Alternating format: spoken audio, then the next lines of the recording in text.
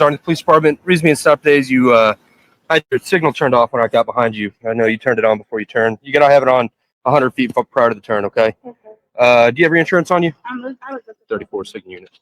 All right, man, go and put your hands on top of your head and interlace your fingers. Everybody sit tight. I'll come get you out one at a time. Step out. Step out of the car. Okay.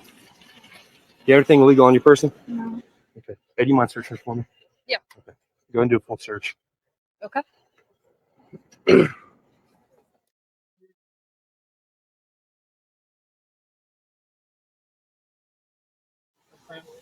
Huh? Yeah.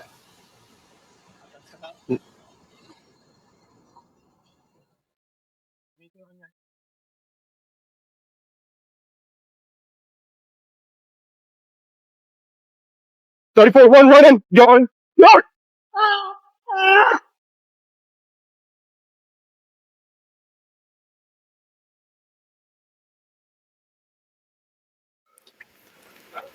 Shots fired, officer down, suspect down. All right, peace and blessings, all praises to the Most High.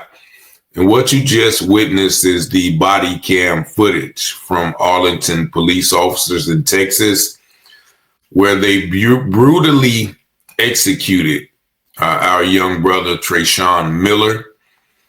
And not only did they shoot him 5 times, but they allowed him to lay on the ground for 12 minutes and bleed out while they attended to the officer who was allegedly shot with non-life-threatening injuries. Now, I'm going to show you the aftermath of that, where Treshun Miller laid on the ground for 12 minutes and begged for help while police officers stood around. One police officer basically undressed him and robbed him while he pretty much begged and pleaded for his life. Now, this happened in 2019. Treshun's mother, Trina, reached out to me and wanted me to share this story. And I'm going to be using excerpts from a documentary put together by her called The Consequence of Knowledge, which gives a in-depth look of who Treshun was, but also how he was done by this police department. Just take a look of this footage from the scene where our young brother is basically crying for mercy as he lay dying on the concrete. Shut the fuck up!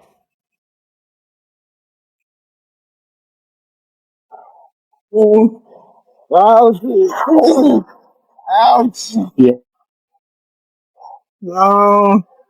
No. Fucking weed? What's wrong with you? Ow. Ow.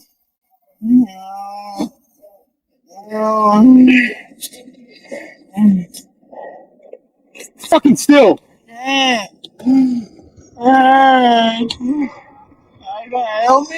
Shut the fuck up! I'm trying to help you. It's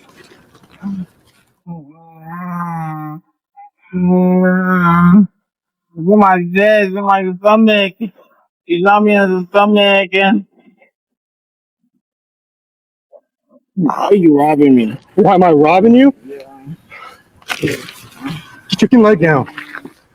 I'm gonna need that money for my bonds. Hey, where y'all on him? I need to secure the.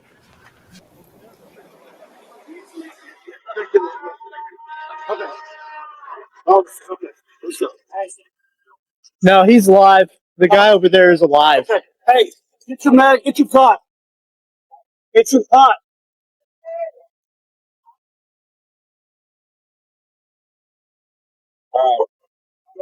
Get your pot. The other guy's gonna shot me up and then Yeah, just cut that belt. that one? Yeah, they're both still left. Oh, well, you were taking him. Yep. You telling me somebody is bleeding out on the ground and you gonna have them wait so you can cone and get evidence? No, that's inhumane. So there you see the young brother basically begging and pleading for the officer to help him while the officer is searching him, going through his pockets and telling him to shut the F up, cussing at him. And then you see the paramedics go straight to the officer who has non-life-threatening injuries, and they're talking about Treshun just like he's a wounded animal. Oh, yeah, he's shot in the abdomen. Oh, yeah, he's over there alive. And it gets worse. Watch this. Okay. Hey, I don't want to shot. 341. Okay, actually, right now I'm on the way to this emergency call. How you feel about life? I'm good. Good. Yeah, just don't move. I was gonna get a stomach tattoo, but I got disaster stomach. Who shot you? Police. I was trying to say too. Oh, you shot the police? Yeah. Uh, uh,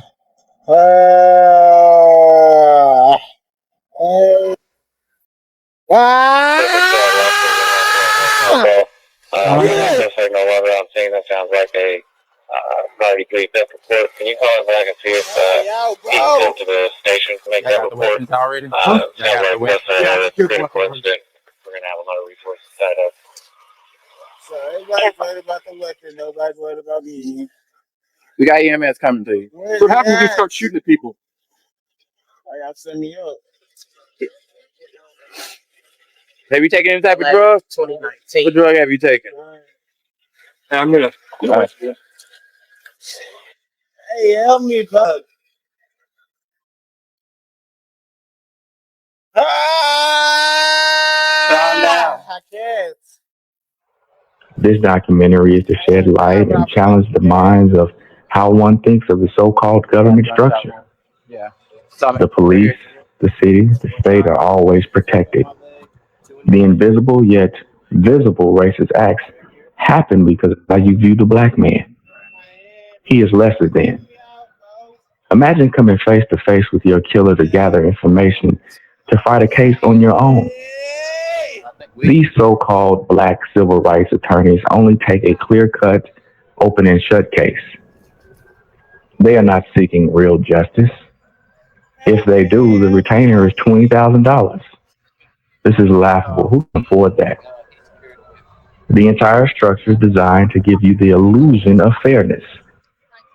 People are taught to not give life because you are a shooter of an officer.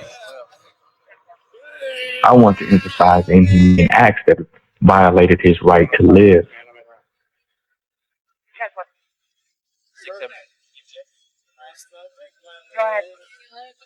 We have another EMS around. We have a suspect down, gunshot in front of the Leslie Who's block. They were supposed to have people around. All right. And so there you have Treshun Miller laying on the ground for 12 minutes. And the brother made a great point during his commentary because he is considered a shooter of a law enforcement officer. And so he is not fit to live. He is not afforded the same care, the same rescue techniques, the same rescue efforts as that officer whom they immediately tended to, but left Treshun on the ground to beg and plead for his life. Now, I'm going to let you listen to his mother and some other people who were there at the scene that gives you another narrative of the story. According to the mother, it was the officer who basically shot himself and was in violation of policy when he chased Treshun with his gun out, causing Treshun to defend himself.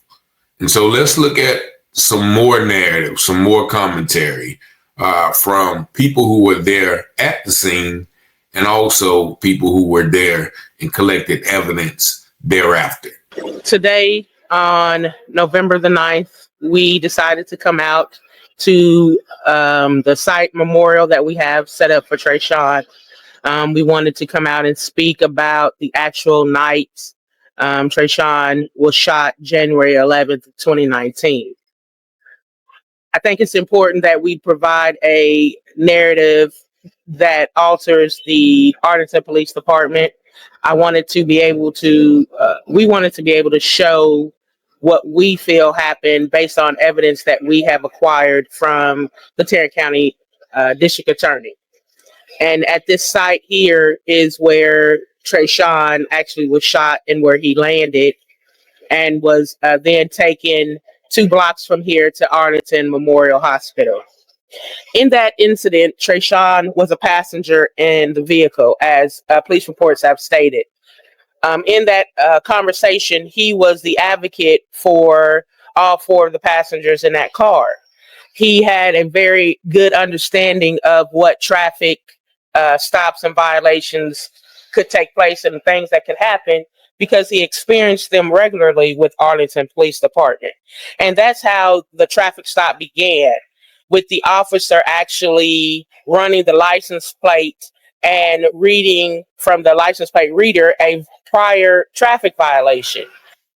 We were coming up to the light, finna make a left, and I was on my phone like the whole ride. But I don't usually always be on my phone when I'm in the car.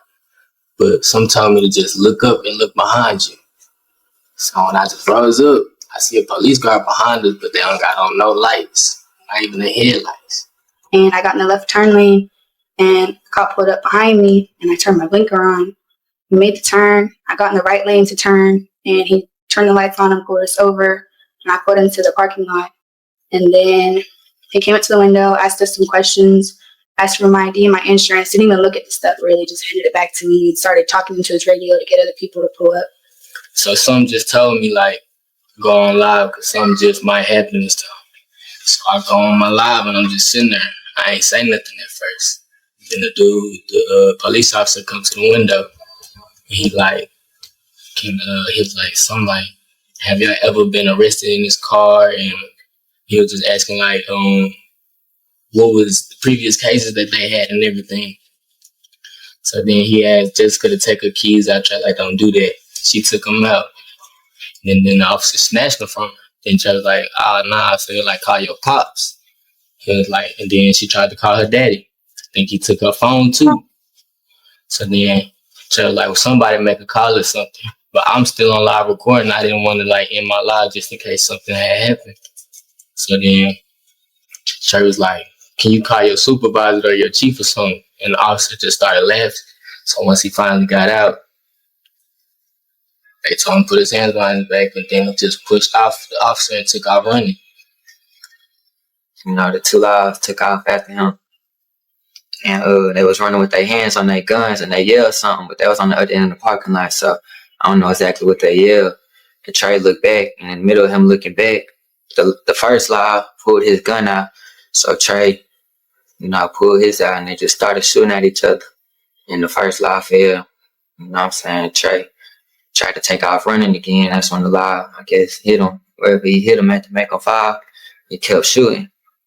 After that, he just looked over him. The live that killed him said something to him and walked away from him, went back to the other officer. And they started putting cones around him like he was dead there. I never knew that he was alive still. When we left that night, I thought he died on scene. Because when an ambulance got there, they took the first officer.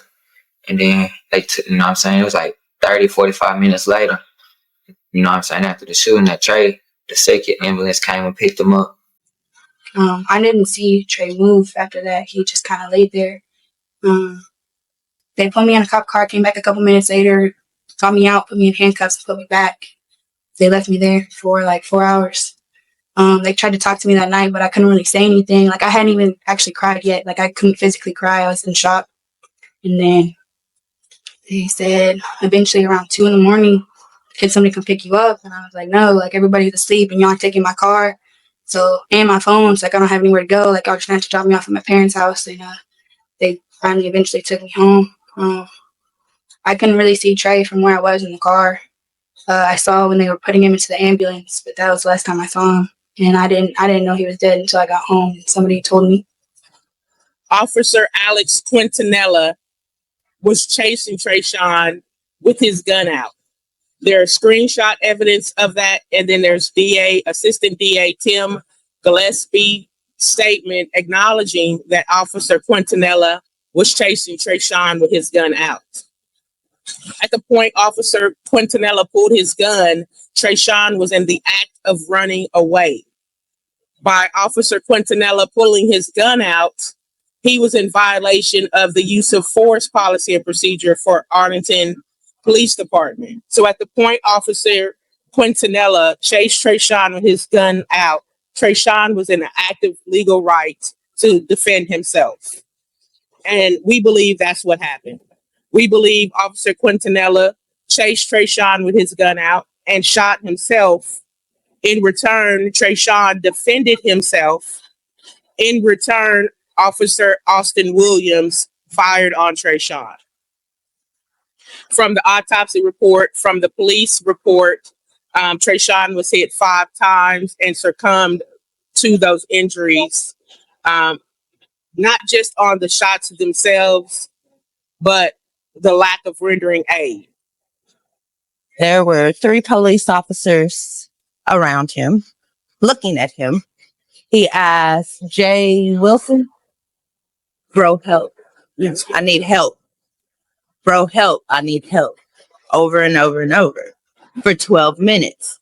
They all walk away and go back into the Tom Thumb parking lot to render aid to someone, Quintanilla, with non-life-threatening injuries, while Treshun bled out with life-threatening injuries for 12 minutes.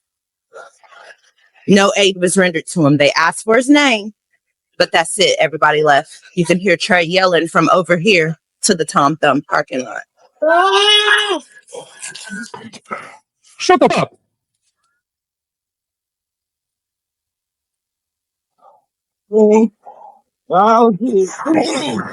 Ouch. Yeah. No. Over some weed? Get on your feet. Oh. Oh. Oh. Sit still. I don't need to play like Shut the up. I'm trying to help you. Get my chest, get my stomach. He got me in the stomach again.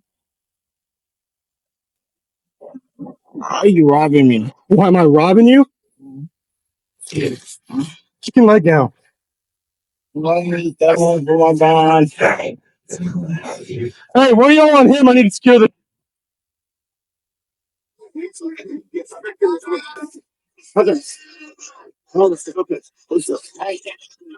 No, he's alive. The guy over there is alive.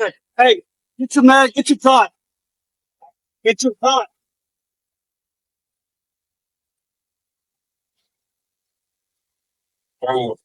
Yeah, no, get your caught. The other guy's gonna shot me after that. You see what I did? Yeah, just cut that belt. That one? Yeah, no, they're both still up. So Okay. Well, you were taking his. Yep. You telling me somebody is bleeding out on the ground and you gonna have them wait so you can cone and get evidence? No, that's inhumane. It shouldn't have happened. And I don't understand why aid wasn't rendered. Despite who it was, it could have been a civilian. Me, myself. I'm at the bottom of the totem pole. Somebody falls out right now. My job, I took an oath to Texas to help them. So I'm not understanding why the EMTs, the police, the fire department, the firefighters that were there that did not attempt to help Trey, why they're still even on the force, why they even have a job. That's number one. It's an oath we take. Render aid. Aid was not given to him. Suspect down, gunshot in front of the Leslie Blues block. They were supposed to have 2 around. I will double check. Eventually, Trey becomes non-ambulatory and nonverbal. At this point, that's when someone yells that they need a stretcher. They put Trey on the stretcher to load him up in the ambulance. Again, no aids rendered. Yeah, they put him on a stretcher. There was nothing to stabilize his blood pressure. There was nothing to stabilize his heart rate. There was nothing to stabilize the bleeding or even to try to clot the bleeding to get it to stop. From there, they take him, supposed to be to Medical City, but all of a sudden it changes upon, what's his name, Austin Williams. He don't want to go to the same hospital that Treshun was going to. So they send Treshun to Arlington Memorial, who is not equipped to deal with his injuries. They didn't even have abdominal binders, so they chose something that they felt was next best, which was bed sheets. No blood pressure medication was given to him. No pain medication was given to him. They were not equipped to even stop his bleeding. So then he was to be transported to Texas Harris. Once he gets to Texas Harris, basically it's late because once they opened Treshun up, he passed away. Being closed-minded or being stubborn about something is the best way to stay on that playing field. The worst playing field, the lowest playing field. If you can't honestly just sit down and be like, damn, what if I'm wrong? Then you'll never be able to wrap your head around this. My misconception is that you can research on technology on the computer and they come up. They control the technology. You think they really gonna let you know what's going on? You gotta go find that in a book. Your subconscious mind is what tells you what's real and what's not. But you tell your subconscious mind what to generate. You know what I'm saying? That's why they take you as a child, put you in these classes and all these books and all this so they can teach you what they want to teach. And I'm going to stop it right there. That last clip of Treshun gives you a little bit of how deep he was. He actually reminds me of myself. I talk about that all the time, about how we are constantly indoctrinated with information from the age of a child until now. And so I think that was, a travesty, once again, a miscarriage of the oath people take. You saw them rendering aid to the officer, but allowing him to just sit and beg for his life. And even in that, he was cognizant enough to tell the police officer, look, you robbing me right now. You robbing me. You going in my pockets while you should be rendering medical aid, but yet and still you're trying to get evidence. And me, myself, I've been a victim of that. We're being shot and the police are more worried about what's on my person than saving my person. But I think this was magnified because it was alleged that Treshun shot the officer, and which means, we dare not save his life because he shot this officer. Now, contrary to that narrative, Treshun's mother, Trina, says that the officer, it's leaning towards evidence that he shot himself. And that caused, Treshun to turn around and defend himself. And then the officer, Austin Miller, began to unload his clip. And you saw, he actually unloaded his clip, reloaded his gun again, just in case. And so, as my brother mentioned in the, in the commentary that, if someone's said to have, shot a police officer, then the police officer never does anything wrong. It's almost unfathomable that a police officer could do something wrong. So rest in peace to our brother Treshun Miller. His mother is still fighting to get his story out, to get some semblance of justice. As the commentator again said, and I always say as well, these civil rights attorneys, and they are only interested in open and shut cases. They do not really want justice. They really want financial compensation.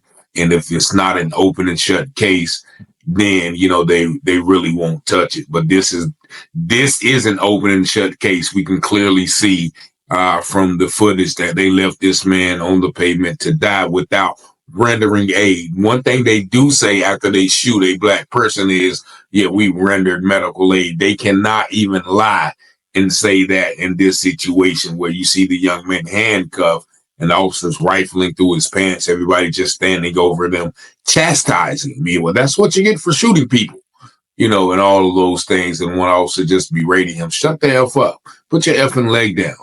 That is not, the actions of someone who have taken an oath to protect and serve, no matter what the circumstances is.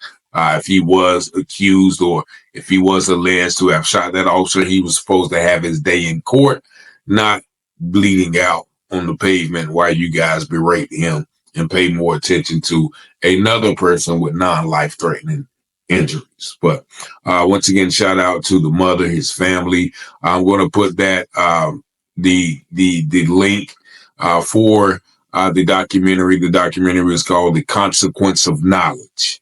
If you guys want the full story and excerpts from other family members talking about Trey and humanizing him and, letting, people know who he really was and not the narrative that they paint. And also, I must admit, you see, he was in the car with the Caucasian girl, and actually they had been stopped in that car plenty of times before. His mother said that they were followed for 11 minutes without even sirens or police lights on, as the young man stated. So they knew who he was. Actually, 2 years earlier, he was stopped. He was beaten and tased by 5 police officers.